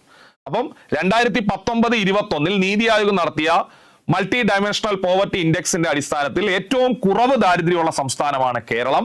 ഇത് പ്രകാരം ദാരിദ്ര്യത്തിന്റെ തോത് ഏറ്റവും കൂടിയ സംസ്ഥാനം ബീഹാറാണ്. ഏറ്റവും കൂടിയ സംസ്ഥാനം ബീഹാറാണ്. 2015-16 കേരളത്തിന്റെ തോത് 0.70 ആയിരുന്നു, 70% ആയിരുന്നു 2015-16. എന്നാൽ 19-21 ആയപ്പോൾ അത് മാറി 0.55% കുറഞ്ഞു. അതായത് ഏതാണ്ട് 5 വർഷ കാലയളവിനുള്ളിൽ കേരളത്തിന്റെ ദാരിദ്ര്യം എത്ര ശതമാനമായി കുറഞ്ഞു? 15% കുറഞ്ഞു. അപ്പോ മൾട്ടി ഡയമെൻഷണൽ പോവർട്ടി ഇൻഡെക്സ് ഉപയോഗിച്ച് നീതി ആയോഗ് 2019-21 അതിനു മുമ്പ് 15-16 തോത് കണക്കാക്കിയപ്പോൾ കേരളമാണ് ഏറ്റവും ദാരിദ്ര്യം കുറഞ്ഞത്. കൂടിയത് ബീഹാറാണ്. കേരളത്തില് ആദ്യത്തെ 15-16 കാലഘട്ടത്തിൽ 0.70 ആയിരുന്നത് 19-21 ആയപ്പോൾ 0.55 ആയി. അതായത് ഏകദേശം 15% കുറവ് ദാരിദ്ര്യത്തിൽ ഉണ്ടായി കേരളത്തിൽ. ഓക്കെ, അപ്പൊ ഇത് കൃത്യമായി പഠിച്ചിട്ട് പോകണം, പരീക്ഷയ്ക്ക് ചോദിക്കും. നെക്സ്റ്റ്, കേന്ദ്ര സംസ്ഥാന ഗവൺമെന്റുകൾ നടപ്പിലാക്കി വരുന്ന പ്രധാനപ്പെട്ട ദാരിദ്ര്യ നിർമ്മാർജ്ജന പദ്ധതികൾ ഉറപ്പായിട്ട് ചോദിക്കും. ടെക്സ്റ്റ് ബുക്കിൽ ബോക്സ് നൽകി, പിക്ചർ നൽകി നല്ലതായി കൊടുത്തിരിക്കുന്നതാണ്. അപ്പൊ ഇനിയും പരീക്ഷയ്ക്ക് വരും. 1, സ്വയം തൊഴിൽ പദ്ധതികൾ അല്ലെങ്കിൽ വേതന തൊഴിൽ പദ്ധതികൾ. തൊഴിൽ പദ്ധതികൾ ഏത്? മഹാത്മാഗാന്ധി ദേശീയ ഗ്രാമീണ തൊഴിൽ പദ്ധതി എല്ലാവർക്കും അറിയാവുന്ന പദ്ധതിയാണ്. താഴ്ന്ന വരുമാനമുള്ള പ്രായപൂർത്തിയായ കുടുംബാംഗങ്ങൾക്ക് തൊഴിലവസരങ്ങളും വരുമാനവും ലഭ്യമാക്കാൻ വേണ്ടി ആരംഭിച്ച പദ്ധതിയാണ്. അതുപോലെ തന്നെയാണ് പ്രധാനമന്ത്രി റോസ്ഗാർ യോജനയും. ടെക്സ്റ്റ് ബുക്കിലുള്ളത് മാത്രം പഠിച്ചാൽ മതി. പ്രധാനമന്ത്രി റോസ്ഗാർ യോജനയും തൊഴിൽ പദ്ധതിയാണ്. മഹാത്മാഗാന്ധി ദേശീയ ഗ്രാമീണ തൊഴിലുറപ്പ് പദ്ധതിയും തൊഴിൽ പദ്ധതിയാണ്. താഴ്ന്ന വരുമാനമുള്ള പ്രായപൂർത്തിയായ കുടുംബാംഗങ്ങൾക്ക് തൊഴിലവസരങ്ങൾ നൽകുന്ന പദ്ധതിയാണ്. അടുത്തത് ജീവനം പദ്ധതി. ജീവനം സാമ്പത്തികമായി പ്രയാസം അനുഭവിക്കുന്ന കുറ്റകൃത്യങ്ങൾക്ക് ഇരയായി മരണപ്പെടുന്നവരുടെ ആശ്രിതർക്ക് ഉപജീവന മാർഗം കണ്ടെത്തുന്നതിന് വേണ്ടിയുള്ള പദ്ധതിയാണ് ജീവനം പദ്ധതി. അതായത് കുറ്റകൃത്യങ്ങൾക്ക് ഇരയായി മരണപ്പെട്ടുപോയ ആളുകളുടെ ആശ്രിതർക്ക് സാമ്പത്തികമായി പ്രയാസം അനുഭവിക്കുകയാണെങ്കിൽ അവർക്ക് നൽകുന്ന ഉപജീവന മാർഗത്തിന്റെ പേരാണ് ജീവനം പദ്ധതി. മറന്നുപോരുതേ, ജീവനം. അതായത് കുറ്റകൃത്യത്തെ തുടർന്ന് ജീവൻ പോയി, അയാളെ ആശ്രയിച്ചു കഴിയുന്ന ആള് സാമ്പത്തികമായി പരാധീനതയിലാണ്, അവർക്ക് വേണ്ടിയുള്ള പദ്ധതിയാണ് ജീവനം. അടുത്തത് അയ്യങ്കാളി നഗര തൊഴിലുറപ്പ് പദ്ധതി. നഗരപ്രദേശങ്ങൾ വസിക്കുന്ന അവിദഗ്ധ കായിക തൊഴിൽ ചെയ്യാൻ സന്നദ്ധതയുള്ള ഓരോ കുടുംബത്തിലെയും പ്രായപൂർത്തിയ അംഗങ്ങൾക്ക് തൊഴിൽ നൽകുന്ന പദ്ധതിയാണ് അയ്യങ്കാളി നഗര തൊഴിൽ പദ്ധതി. ഓക്കെ, നെക്സ്റ്റ് ഭക്ഷ്യസുരക്ഷാ പദ്ധതികൾ. ഭക്ഷ്യസുരക്ഷ ഉറപ്പാക്കുന്നതിനുള്ള പദ്ധതി. 1, പൊതുവിതരണ സമ്പ്രദായം, നമ്മൾ റേഷൻ കട വഴിയുള്ള ജനങ്ങളുടെ ഭക്ഷ്യസുരക്ഷ ഉറപ്പാക്കുന്ന പദ്ധതിയാണ്. 2, പ്രധാനമന്ത്രി പോഷൻ ശക്തി നിർമ്മാൺ പദ്ധതി. വളരെ ഇമ്പോർട്ടന്റ് ആണ്. PM പോഷൻ ഇമ്പോർട്ടന്റ് ആണ്. PM പോഷൻ 1 മുതൽ 8 വരെയുള്ള ക്ലാസ്സുകളിലെ കുട്ടികൾക്കുള്ള ഉച്ചഭക്ഷണ പരിപാടി പരീക്ഷയ്ക്ക് ചോദിക്കും. ഞാനിവിടെ മാർക്ക് ചെയ്യുന്നു, ഇമ്പോർട്ടന്റ്. 1 മുതൽ 8 വരെയുള്ള ക്ലാസ്സുകളിലെ കുട്ടികൾക്കുള്ള ഉച്ചഭക്ഷണ പരിപാടിയാണ് PM പോഷൻ. ഓക്കെ. സുഭിക്ഷ കേരളം പദ്ധതി, കേരളത്തെ ഭക്ഷ്യ സ്വയം പര്യാപ്തതയിൽ എത്തിക്കുന്നതിന് വേണ്ടി ആരംഭിക്കുന്ന പദ്ധതിയാണ് സുഭിക്ഷ കേരളം പദ്ധതി. ഓക്കെ. അതുപോലെ സാമൂഹിക സുരക്ഷാ പദ്ധതികൾ, ദേശീയ സാമൂഹിക സഹായ പദ്ധതി, നിരാലംബരായ മുതിർന്ന പൗരന്മാർക്ക് പെൻഷനും ഇൻഷുറൻസ് പരിരക്ഷയും നൽകുന്ന പദ്ധതിയാണ് ദേശീയ സാമൂഹിക സഹായ പദ്ധതിയും പ്രധാനമന്ത്രി സുരക്ഷാ ബീമാ യോജന. പ്രധാനമന്ത്രി സുരക്ഷാ ബീമാ യോജനയും ദേശീയ സാമൂഹിക സുരക്ഷാ പദ്ധതിയും നിരാലംബരായ മുതിർന്ന പൗരന്മാർക്കുള്ളതാണ്. അടുത്തത് നിരാമയ ആരോഗ്യ ഇൻഷുറൻസ് പദ്ധതി, വളരെ ഇമ്പോർട്ടന്റ്. നിരാമയ ആരോഗ്യ ഇൻഷുറൻസ് പദ്ധതി സംസ്ഥാനത്തെ അംഗപരിമിതർക്ക്, ഞാൻ എടുത്തു പറയുന്നു, അംഗപരിമിതർക്കുള്ള പദ്ധതി നിരാമയ ആരോഗ്യ ഇൻഷുറൻസ് പദ്ധതിയാണ്. ആരോഗ്യ ഇൻഷുറൻസ് പദ്ധതി, അംഗപരിമിതർക്കുള്ള ആരോഗ്യ ഇൻഷുറൻസ് പദ്ധതിയാണ് നിരാമയ ആരോഗ്യ ഇൻഷുറൻസ് പദ്ധതി. ഇത്രയുമാണ് ടെക്സ്റ്റ് ബുക്കിൽ ബോക്സിനകത്ത് നൽകിയിരിക്കുന്ന പ്രധാന പദ്ധതി. എന്നാൽ ചില പദ്ധതികളെ കുറിച്ച് ആ ടെക്സ്റ്റ് ബുക്കിന്റെ തൊട്ട് താഴെ പേര് നൽകിയിട്ടുണ്ട്. എന്താണ് പദ്ധതി നൽകിയിട്ടില്ല. കുട്ടികളോട് പഠിച്ചിട്ട് അല്ലെങ്കിൽ അസൈൻമെന്റ് പോലെ വർക്ക് ചെയ്ത് കാണിക്കാനാണ് പറഞ്ഞിട്ടുള്ളത്. നമ്മളത് പഠിച്ചിട്ട് പോകണം, കാരണം ടെക്സ്റ്റ് ബുക്കിൽ മെൻഷൻ ചെയ്യുന്നുണ്ട്. അതിൽ ഒന്നാമത്തെ പദ്ധതി സ്നേഹസാന്ത്വനം. എൻഡോസൾഫാൻ ദുരിതബാധിതർക്ക് വേണ്ടി കേരള സംസ്ഥാന സർക്കാർ ആരംഭിച്ച പദ്ധതിയാണ് സ്നേഹസാന്ത്വനം. അപ്പൊ സ്നേഹസാന്ത്വനം എന്ന് കേൾക്കുമ്പോഴേ ആലോചിച്ചോളാം, എൻഡോസൾഫാൻ ദുരിതബാധിതർക്ക് വേണ്ടിയാണ്. സംസ്ഥാന സാമൂഹ്യ സുരക്ഷാ മിഷൻ വഴിയാണ് ഈ പദ്ധതി നടപ്പിലാക്കിക്കൊണ്ടിരിക്കുന്നത്. ദുരിതബാധിതർക്ക് സാമ്പത്തിക സഹായം നൽകുന്ന പദ്ധതിയാണ് സ്നേഹസാന്ത്വനം. ആ ദുരിതം ബാധിച്ച കുട്ടികളുടെ വിദ്യാഭ്യാസത്തിനും സ്നേഹസാന്ത്വനം വഴി സഹായം ലഭിക്കുന്നുണ്ട്. അപ്പൊ ഇമ്പോർട്ടന്റ് ആണ് സ്നേഹസാന്ത്വനം. കേരളത്തിലെ എൻഡോസൾഫാൻ ദുരിതബാധിതർക്ക് വേണ്ടി സംസ്ഥാന സർക്കാർ ആവിഷ്കരിച്ച ദുരിതാശ്വാസ പദ്ധതിയാണ് സ്നേഹസാന്ത്വനം. സംസ്ഥാന സാമൂഹ്യ സുരക്ഷാ മിഷൻ വഴിയാണ് ഇത് നടപ്പിലാക്കുന്നത്. ദുരിതബാധിതർക്ക് സാമ്പത്തിക സഹായം നൽകുക എന്നതാണ് ഈ പദ്ധതിയുടെ പ്രധാന ലക്ഷ്യം. എൻഡോസൾഫാൻ ബാധിത കുടുംബങ്ങളിലെ കുട്ടികൾക്കുള്ള വിദ്യാഭ്യാസ സഹായവും ഇത് ലക്ഷ്യമിടുന്നു. രണ്ടാമത്തെ പദ്ധതി വയോമിത്രം. വയോജനം എന്ന് കേൾക്കുമ്പോൾ നിങ്ങൾക്ക് അറിയാലോ, വയോജനം എന്ന് പറഞ്ഞാൽ പ്രായം ചെന്ന ആളുകൾ എന്നാണ്. 65 വയസ്സിൽ കൂടുതലുള്ള മുതിർന്ന പൗരന്മാരുടെ ആരോഗ്യ സംരക്ഷണ പരിപാലനവുമായി ബന്ധപ്പെട്ട് നടപ്പിലാക്കുന്ന പദ്ധതിയാണ് വയോമിത്രം. നിലവിൽ മുനിസിപ്പാലിറ്റികളിലും കോർപ്പറേഷനുകളിലുമാണ് ഈ പദ്ധതി നടപ്പിലാക്കി വരുന്നത്. ആരോഗ്യ പരിരക്ഷാ പദ്ധതിയാണ്. 65 വയസ്സിന് മുകളിലുള്ളവർക്കാണ് ഇതിന്റെ പരിരക്ഷ ലഭിക്കുന്നത്. നമുക്ക് പഠിക്കാം. സംസ്ഥാനത്ത് വയോജന നയം നടപ്പിലാക്കുന്നതിന്റെ ഭാഗമായി വയോജനങ്ങളുടെ ആരോഗ്യ സംരക്ഷണ പരിപാലനത്തിന് പ്രത്യേക ശ്രദ്ധ നൽകിക്കൊണ്ട് ആരംഭിച്ച നൂതന പദ്ധതിയാണ് വയോമിത്രം. ആദ്യഘട്ടം എന്ന നിലയിൽ മുനിസിപ്പൽ കോർപ്പറേഷൻ പ്രദേശങ്ങളിലാണ് പദ്ധതി നടപ്പിലാക്കി വരുന്നത്. പദ്ധതി നടപ്പാക്കുന്ന പ്രദേശത്തെ വയോജനങ്ങളുടെ മാനസിക ഉല്ലാസത്തിന് വേണ്ടിയുള്ള വിവിധ പരിപാടികളും വയോജന ക്ഷേമ സ്ഥാപനങ്ങളുടെ അന്തേവാസികൾക്ക് പ്രത്യേക കരുതൽ നൽകുന്ന തരത്തിലുള്ള വിവിധ പരിപാടികളും പദ്ധതിയുടെ ഭാഗമായി നടപ്പിലാക്കുന്നു. വയോമിത്രം, അതായത് വയോജനത്തിന്റെ മിത്രം, മാനസിക ഉല്ലാസം നൽകുന്ന പരിപാടികൾ. കോർപ്പറേഷൻ മുനിസിപ്പാലിറ്റിയിൽ താമസിക്കുന്ന 65 വയസ്സിന് മുകളിൽ പ്രായമുള്ള മുതിർന്ന പൗരന്മാർക്ക് വയോമിത്രം സ്കീം പ്രകാരം സൗജന്യ സേവനങ്ങൾ ലഭിക്കാൻ അർഹതയുണ്ട്. Corporation, municipality. നെക്സ്റ്റ്, അതിദാരിദ്ര്യ നിർമ്മാർജ്ജന പദ്ധതി. കേരളത്തില് നിലനിൽക്കുന്ന അതിദാരിദ്ര്യം തുടച്ചു നീക്കാൻ വേണ്ടി കേരള സർക്കാർ ആരംഭിച്ച പദ്ധതിയാണ് അതിദാരിദ്ര്യ നിർമ്മാർജ്ജന പദ്ധതി. ഇതിന്റെ ഭാഗമായിട്ട് അതിദരിദ്രരുടെ സർവേ പോലും നടത്തിയിരുന്നു കേരള സർക്കാർ. പരീക്ഷയ്ക്ക് ചോദിക്കാൻ സാധ്യതയുണ്ട്. സമൂഹത്തിൽ നിലനിൽക്കുന്ന അതിദാരിദ്ര്യം തുടച്ചു നീക്കാനുള്ള സമഗ്രവും ശാസ്ത്രീയവും പ്രായോഗികവുമായ പരിപാടിയാണ് അതിദാരിദ്ര്യ നിർമ്മാർജ്ജന പദ്ധതി. 2021 ജൂലൈ മുതൽ 2022 ജനുവരി വരെ നീണ്ടുനിന്ന ജനകീയ പങ്കാളിത്തത്തോടെ നടത്തിയ പ്രവർത്തനങ്ങളിലൂടെ അതിദരിദ്രരെ കണ്ടെത്തുന്ന പ്രക്രിയ പൂർത്തിയാക്കി. ഇത് പരീക്ഷയ്ക്ക് ചോദിക്കാൻ സാധ്യതയുള്ളതാണ്. നെക്സ്റ്റ്, കാരുണ്യ ആരോഗ്യ സുരക്ഷാ പദ്ധതി. ഇതൊരു ആരോഗ്യ പരിപാലനവുമായി ബന്ധപ്പെട്ടുള്ള സാമ്പത്തിക സഹായം നൽകുന്ന പദ്ധതിയാണ്. ദരിദ്രർക്ക് വേണ്ടിയുള്ള പദ്ധതിയാണ്. 5 ലക്ഷം രൂപ വരെ സാമ്പത്തിക സഹായം ലഭിക്കാവുന്ന പദ്ധതിയാണ് കാരുണ്യ ആരോഗ്യ സുരക്ഷാ പദ്ധതി. ഓക്കെ. സർക്കാർ പൊതുജനാരോഗ്യ സംരക്ഷണ പദ്ധതിയിൽ പ്രധാനപ്പെട്ടതാണ് കാരുണ്യ ആരോഗ്യ സുരക്ഷാ പദ്ധതി അഥവാ കാസ്പ്. സംസ്ഥാനത്തെ ദരിദ്രരും ദുർബലരുമായ കുടുംബങ്ങൾക്ക് ആശുപത്രി ചികിത്സയ്ക്കായി പ്രതിവർഷം 5 ലക്ഷം രൂപയാണ് പദ്ധതിയിലൂടെ നൽകി വരുന്നത്. ഇത്തരത്തിൽ വിവിധ ചെലവുകൾക്കായി ഒരു കുടുംബത്തിലെ മുഴുവൻ വ്യക്തികൾക്കോ അല്ലെങ്കിൽ ഒരു വ്യക്തിക്കോ മാത്രമായി ഈ പദ്ധതിയിലൂടെ സഹായം ലഭിക്കും. കുടുംബാംഗങ്ങളുടെ പ്രായപരിധിയോ കുടുംബാംഗങ്ങളുടെ എണ്ണമോ അർഹതയോ ഈ പദ്ധതിക്ക് മാനദണ്ഡമല്ല. അതായത് ഇത്ര പേർക്കേ ലഭിക്കുകയുള്ളൂ, അല്ലെങ്കിൽ ഇത്ര പ്രായം വരെ ലഭിക്കുകയുള്ളൂ, അങ്ങനെ പ്രായപരിധിയോ അംഗങ്ങളുടെ എണ്ണമോ ഒന്നും ഇതിന്റെ മാനദണ്ഡമല്ല. പദ്ധതിയിൽ അംഗമാകുന്ന ഏതൊരു വ്യക്തിക്കും മുൻഗണനാ മാനദണ്ഡമില്ലാതെ ചികിത്സാ സഹായ പദ്ധതിയാണ് കാരുണ്യ ആരോഗ്യ സുരക്ഷാ പദ്ധതി. ഓക്കെ. നെക്സ്റ്റ് സ്നേഹപൂർവ്വം. മാതാപിതാക്കളിൽ ഒരാളോ അല്ലെങ്കിൽ രണ്ടുപേരോ മരണപ്പെട്ടുപോയ നിർധനരായ കുട്ടികൾക്ക് വേണ്ടിയുള്ള പദ്ധതിയാണ് സ്നേഹപൂർവ്വം. സ്നേഹപൂർവ്വം. മറ്റത് സ്നേഹസാന്ത്വനം, അത് എൻഡോസൾഫാൻ ദുരിതബാധിതർക്ക് വേണ്ടിയുള്ള പദ്ധതിയാണ്. ഇത് സ്നേഹപൂർവ്വം. നോക്കിക്കോ, മാതാപിതാക്കളിൽ ഒരാളോ ഇരുവരുമോ മരണമടഞ്ഞതും നിർധനരുമായ കുടുംബങ്ങളിലെ സർക്കാർ എയ്ഡഡ് വിദ്യാഭ്യാസ സ്ഥാപനങ്ങളിൽ ബിരുദം, പ്രൊഫഷണൽ ബിരുദം വരെ പഠിക്കുന്ന വിദ്യാർത്ഥികൾക്കായി സാമൂഹ്യ സുരക്ഷാ മിഷൻ വഴി നടപ്പിലാക്കുന്ന പ്രതിമാസ ധനസഹായ പദ്ധതിയാണ് സ്നേഹപൂർവ്വം. സ്നേഹപൂർവ്വം. ഓക്കെ. നെക്സ്റ്റ് ലൈഫ് ഭവന പദ്ധതി. പേര് കേൾക്കുമ്പോഴേ നമുക്കറിയാം, ഭൂമിയോ വീടോ ഇല്ലാത്ത കുടുംബങ്ങൾക്ക് വീട് വെച്ച് നൽകുന്ന പരിപാടിയുടെ പേരാണ് ലൈഫ് ഭവന പദ്ധതി. ഭൂമിയോ വീടോ ഇല്ലാത്ത കുടുംബങ്ങൾക്ക് വീട് നിർമ്മിച്ച് നൽകാനുള്ള ഒരു ബൃഹത്തായ ഭവന പദ്ധതിയാണ് ലൈഫ്. സാമ്പത്തിക ശാക്തീകരണത്തിനായി ഉപജീവന മാർഗങ്ങൾ ലഭ്യമാക്കുന്നതിനും ഇത് ഊന്നൽ നൽകുന്നു. ഭൂരഹിതരും ഭവനരഹിതരുമായ എല്ലാവരെയും പുനരധിവസിപ്പിക്കുന്നതിന് ലക്ഷ്യം വയ്ക്കുന്ന പദ്ധതിയാണ് ലൈഫ്. ഇത് ടെക്സ്റ്റ് ബുക്കിൽ മെൻഷൻ ചെയ്യുന്ന പദ്ധതികളാണ്. അത് എന്താണെന്ന് ബ്രീഫായിട്ട് ഞാൻ പറഞ്ഞു പോയെന്നേ ഉള്ളൂ. ഓക്കെ. നെക്സ്റ്റ് ടെക്സ്റ്റ് ബുക്കിൽ കൊടുത്തിരിക്കുന്ന വളരെ പ്രധാനപ്പെട്ട ഒരു ഹെഡിങ് ആണ് ഭക്ഷ്യ സുരക്ഷ. വളരെ ഇമ്പോർട്ടന്റ് ആണ്.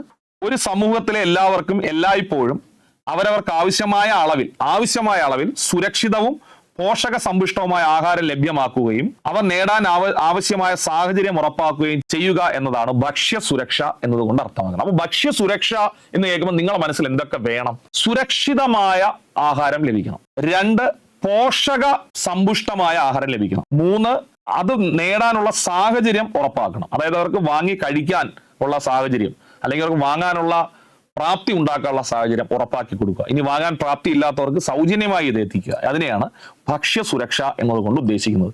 ഒരു സമൂഹത്തിലെ എല്ലാവർക്കും എല്ലായ്പ്പോഴും അവർക്ക് ആവശ്യമായ അളവിൽ സുരക്ഷിതവും പോഷക സമ്പുഷ്ടവുമായ ഭക്ഷണം ലഭ്യമാക്കാനുള്ള അവസരം ഒരുക്കി കൊടുക്കുന്നതിനെ പറയുന്ന പേരാണ് ഭക്ഷ്യസുരക്ഷ. ചില സംസ്ഥാനങ്ങളിലും അല്ലെങ്കിൽ ചില രാജ്യങ്ങളിൽ ഭക്ഷ്യസുരക്ഷ ഉറപ്പാക്കാൻ കഴിയുന്നില്ല. അതിനുള്ള ചില കാരണങ്ങൾ, ഇന്ത്യയിലായാലും ഒരു സമയത്ത് നമ്മൾ അങ്ങനെ ആയിരുന്നു, പക്ഷെ അത് നമ്മളിപ്പോൾ കരകയറി വരുന്നു. കാലാവസ്ഥാ വ്യതിയാനം കാരണം കൃഷിനാശം ഉണ്ടാവാം. വ്യവസായവൽക്കരണം കാരണം ഭക്ഷ്യവിളകളുടെ കൃഷി കുറവായിരിക്കാം. വരുമാനത്തിലുണ്ടാവുന്ന കുറവ്, ഭക്ഷണം വാങ്ങി കഴിക്കാനുള്ള അവസരം ഉണ്ടാവില്ല. വില വർധനവ്, ലഭ്യത കുറവ്, നമ്മളതിൽ കാശൊക്കെ കാണും പക്ഷെ ആ ഭക്ഷണം നമുക്ക് ലഭിക്കുന്നില്ല. ലഭ്യത കുറവ്, വിതരണത്തിലെ അസന്തുലിതാവസ്ഥ, അതായത് എല്ലാവർക്കും തുല്യമായി ഇത് വിതരണം ചെയ്യപ്പെടുന്നില്ല. നിശ്ചിത വിഭാഗം ആളുകൾ മാത്രം ഭക്ഷ്യധാന്യങ്ങൾ കേന്ദ്രീകരിക്കുന്നു. ഇതാണ് ടെക്സ്റ്റ് ബുക്കിൽ കൊടുത്തിരിക്കുന്നത്. ഭക്ഷ്യ സുരക്ഷ ഉറപ്പുവരുത്താൻ കഴിയാത്തതിനുള്ള കാരണങ്ങൾ: കാലാവസ്ഥാ വ്യതിയാനം, വ്യവസായവൽക്കരണം, വരുമാനക്കുറവ്, വിലവർദ്ധനവ്, ലഭ്യതക്കുറവ്, വിതരണത്തിലെ അസന്തുലിതാവസ്ഥ. ഓക്കെ. നെക്സ്റ്റ്, വിശപ്പ് രഹിത കേരളം. പട്ടിണി ഇല്ലാതാക്കി കേരളത്തെ ഒരു വിശപ്പ് രഹിത സംസ്ഥാനമാക്കി മാറ്റുവാൻ വേണ്ടി കേരള സംസ്ഥാന സർക്കാർ ആരംഭിച്ച പദ്ധതിയാണ് വിശപ്പ് രഹിത കേരളം. ഈ പദ്ധതി 2017-18 മുതൽ തദ്ദേശ സ്വയംഭരണ സ്ഥാപനങ്ങളുടെയും കുടുംബശ്രീയുടെയും സഹായത്തോടു കൂടി കേരളത്തിൽ നടപ്പിലാക്കി വരുന്നു. ടെക്സ്റ്റ് ബുക്കിൽ കൃത്യമായി നൽകിയിരിക്കുന്നു. പട്ടിണി ഇല്ലാതാക്കി കേരളത്തെ ഒരു വിശപ്പ് രഹിത സംസ്ഥാനമാക്കി മാറ്റുക എന്നതാണ് വിശപ്പ് രഹിത കേരളം പദ്ധതിയുടെ പ്രധാനപ്പെട്ട ലക്ഷ്യം. 2017-18 മുതൽ കുടുംബശ്രീയുടെയും തദ്ദേശ സ്വയംഭരണ സ്ഥാപനങ്ങളുടെയും സഹായത്തോടെയാണ് പദ്ധതി നടന്നു വരുന്നത്. നെക്സ്റ്റ്, ടെക്സ്റ്റ് ബുക്കിൽ നൽകിയിരിക്കുന്നു മഹാത്മാഗാന്ധി തൊഴിലുറപ്പ് പദ്ധതിയുമായി ബന്ധപ്പെട്ടുള്ള ഒരു പ്രവർത്തനമാണ്. കുട്ടികൾക്കുള്ള പ്രവർത്തനമാണ്, പക്ഷെ നമ്മൾ ഇത് പഠിച്ചിട്ട് വേണം, PSC പരീക്ഷയ്ക്ക് ചോദിക്കും. മഹാത്മാഗാന്ധി തൊഴിലുറപ്പ് പദ്ധതി നിലവിൽ വന്നത് ഒരുപാട് പരീക്ഷയ്ക്ക് ചോദിച്ചാണ്, എല്ലാവരും പഠിച്ചിട്ട് പോകണം. 2006 ഫെബ്രുവരി മാസം 2-ാം തീയതിയാണ് മഹാത്മാഗാന്ധി തൊഴിലുറപ്പ് പദ്ധതി നിലവിൽ വന്നത്. 2, പദ്ധതിയുടെ ലക്ഷ്യം എന്താണ്?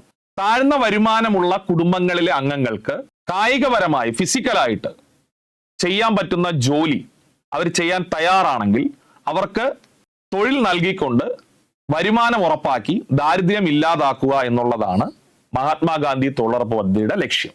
മഹാത്മാഗാന്ധി തൊഴിലുറപ്പ് പദ്ധതിയുടെ പ്രധാന ലക്ഷ്യം വേറൊന്നുമല്ല, തൊഴിലവസരം സൃഷ്ടിക്കുക എന്നുള്ളത് തന്നെയാണ്. കേരളത്തിൽ പദ്ധതി യാഥാർത്ഥ്യമാക്കിയ ആദ്യത്തെ 2 ജില്ലകൾ ഏതൊക്കെ? കേരളത്തിൽ നടപ്പിലാക്കിയ ആദ്യത്തെ 2 ജില്ലകൾ വയനാടും പാലക്കാടുമാണ്. 2 ജില്ലകൾ ഏതൊക്കെ? വയനാട്, പാലക്കാട്. തെറ്റിക്കരുത്, വയനാട്, പാലക്കാട്. ഉറപ്പ് നൽകുന്ന തൊഴിൽ ദിനങ്ങളുടെ എണ്ണം എത്രയാണ്? 100 ദിവസമാണ് ഉറപ്പ് നൽകുന്നത്. ഇപ്പോഴത്തെ ദിവസ വേതനം കേരളത്തിൽ ഇപ്പോൾ എത്രയാണ് വേതനം? 346 രൂപയാണ്. മഹാത്മാഗാന്ധി തൊഴിലുറപ്പ് പദ്ധതി പ്രകാരം ഇപ്പോഴത്തെ കൂലി 346 രൂപയാണ്. ഇനി കുട്ടികൾക്ക് നൽകിയിരിക്കുന്ന അവസാനത്തെ പ്രവർത്തനം ഇതാണ്.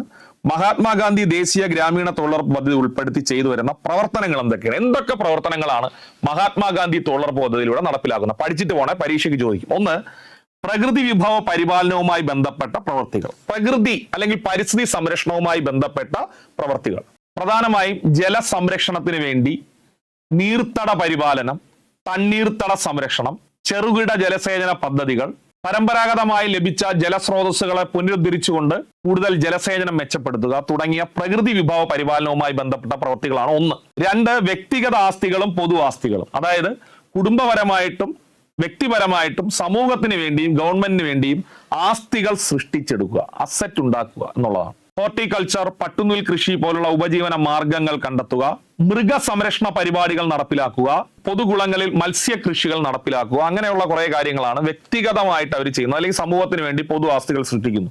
സ്വയം സഹായ സംഘങ്ങൾക്കുള്ള പൊതു ആസ്തികൾ, പല സ്ഥലത്തായിട്ടാണല്ലോ അവർ കൃഷി ചെയ്യുന്നത്, ആ കാർഷിക വിളകളെല്ലാം കൊണ്ടുവയ്ക്കാൻ വേണ്ടി ഒരു സംഭരണ കേന്ദ്രം ഉണ്ടാക്കുക, അതാണ് സ്വയം സഹായ സംഘങ്ങൾക്കുള്ള പൊതു ആസ്തികൾ. ഉപജീവന പ്രവർത്തികൾക്ക് വേണ്ടിയുള്ള വർക്ക് ഷെഡുകൾ, ഒരുമിച്ചിരുന്ന് ജോലി ചെയ്യാൻ വേണ്ടിയുള്ള വർക്ക് ഷെഡുകൾ ഉണ്ടാക്കുക, ഇതൊക്കെയാണ് മൂന്നാമത്തതിൽ വരുന്നത്. ലാസ്റ്റ്, ഗ്രാമീണ അടിസ്ഥാന സൗകര്യങ്ങൾ, ഈ ടോയ്ലറ്റ് നിർമ്മാണം, ഓടകൾ, കളിസ്ഥലങ്ങൾ, ടാങ്കുകൾ, അങ്ങനെയുള്ളതൊക്കെയാണ് ഗ്രാമീണ അടിസ്ഥാന സൗകര്യങ്ങൾ. പ്രധാനമായും 4 ജോലികളാണ് ഇവർ ചെയ്യുന്നത്: പ്രകൃതി വിഭവ പരിപാലനം, വ്യക്തിഗത ആസ്തികളും പൊതു ആസ്തികളും, സ്വയം സഹായ സംഘങ്ങൾക്കുള്ള, അതായത് മീൻസ് പൊതുവായിട്ട് സംഘമായി ചേർന്നുകൊണ്ട് നടത്തുന്ന പ്രവർത്തനങ്ങൾക്ക് വേണ്ടിയുള്ള ആസ്തികൾ ഉണ്ടാക്കൽ, ഗ്രാമീണ അടിസ്ഥാന സൗകര്യങ്ങൾ. ഇവയാണ് മഹാത്മാഗാന്ധി തൊഴിലുറപ്പ് പദ്ധതിയുടെ പ്രധാന പ്രവർത്തനങ്ങൾ. ചിലപ്പോൾ പരീക്ഷയ്ക്ക് ചോദിക്കുക. നെക്സ്റ്റ്, കുടുംബശ്രീ. എല്ലാവരും ഒരു തവണയെങ്കിലും പഠിച്ചിട്ടുള്ളതാണ്, പുതിയ കുട്ടികൾക്ക് മാത്രമായിരിക്കും അറിയാൻ പാടില്ലാത്തത്. കുടുംബശ്രീ ദാരിദ്ര്യ നിർമ്മാർജ്ജന പദ്ധതിയിൽ കേരളത്തിൽ ഏറ്റവും ടോപ്പിൽ നിൽക്കുന്ന പദ്ധതിയാണ്. കേവല ദാരിദ്ര്യ നിർമ്മാർജ്ജനത്തിനായി കേരള സർക്കാർ രൂപം കൊടുത്തിട്ടുള്ള നവീന ദാരിദ്ര്യ നിർമ്മാർജ്ജന പദ്ധതിയാണ് കുടുംബശ്രീ അഥവാ കേരള സംസ്ഥാന ദാരിദ്ര്യ നിർമ്മാർജ്ജന ദൗത്യം. കുടുംബശ്രീയുടെ മറ്റൊരു പേരാണ് കേരള സംസ്ഥാന ദാരിദ്ര്യ നിർമ്മാർജ്ജന ദൗത്യം.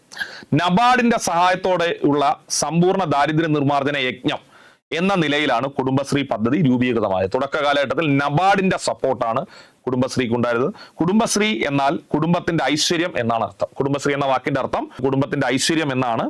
1997-98 സംസ്ഥാന ബഡ്ജറ്റിലാണ് ദാരിദ്ര്യ നിർമ്മാർജ്ജന മിഷൻ കുടുംബശ്രീയുടെ രൂപീകരണം സംസ്ഥാന സർക്കാരുകൾ പ്രഖ്യാപിച്ച 97-98 ബഡ്ജറ്റിലാണ്.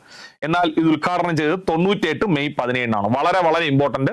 സംസ്ഥാനത്ത് കുടുംബശ്രീ പദ്ധതി ഉദ്ഘാടനം ചെയ്തത് 98 മെയ് 17-നാണ്. അയൽക്കൂട്ടങ്ങൾ, ADS, CDS എന്നിങ്ങനെ ത്രിതല ഘടനാ സംവിധാനത്തിലൂടെയാണ് കുടുംബശ്രീ പ്രവർത്തിക്കുന്നത്. ADS എന്ന് പറഞ്ഞാൽ ഏരിയ ഡെവലപ്മെന്റ് സൊസൈറ്റി എന്നാണ്. CDS എന്ന് പറഞ്ഞാൽ കമ്മ്യൂണിറ്റി ഡെവലപ്മെന്റ് സൊസൈറ്റി എന്നാണ്. അയൽക്കൂട്ടങ്ങൾ, area development society, community development society, അങ്ങനെ ത്രിതല ഘടനാ സംവിധാനങ്ങളിലൂടെയാണ് കുടുംബശ്രീ പ്രവർത്തിക്കുന്നത്. കുടുംബശ്രീയുടെ അടിസ്ഥാന ഘടകം എന്തെന്ന് ചോദിച്ചാൽ ഉത്തരം എഴുതുക: അയൽക്കൂട്ടങ്ങൾ. കുടുംബശ്രീയുടെ അടിസ്ഥാന ഘടകം ഏതാണ്? അയൽക്കൂട്ടങ്ങൾ. 10 മുതൽ 20 വരെയുള്ള വനിതകളെ ഉൾപ്പെടുത്തിയാണ് അയൽക്കൂട്ടങ്ങൾ രൂപീകരിക്കുന്നത്. അപ്പോ 10 മുതൽ 20 വരെയുള്ള വനിതകളെ ഉൾപ്പെടുത്തിയാണ് അയൽക്കൂട്ടങ്ങൾ രൂപീകരിക്കുന്നത്. അപ്പോൾ നമ്മൾ 7ാം ക്ലാസ്സിലെ ഭക്ഷ്യ ഉൽപാദനം മുതൽ ഭക്ഷ്യസുരക്ഷ വരെ എന്ന ചാപ്റ്ററിന്റെ ഒരു മേജർ പോർഷൻ ആണ് ഈ സെഷനിൽ ചർച്ച ചെയ്തത്. ഇതൊരു പാർട്ട് 2 ആണ്, കാരണം ഇതാണ് ഏറ്റവും ഇമ്പോർട്ടൻറ്റ്. ഇനി പാർട്ട് 1 ഉണ്ട്, നമുക്കത് മറ്റൊരു സെഷനിൽ ചർച്ച ചെയ്യാം. പരീക്ഷയ്ക്ക് ഏറ്റവും പ്രധാനം ഈ ഭാഗമാണ്, അതാണ് ആദ്യം ഇത് പഠിപ്പിച്ചത്. ഓക്കെ, മറ്റൊരു ക്ലാസ്സിൽ കണ്ടുമുട്ടാം. നന്ദി.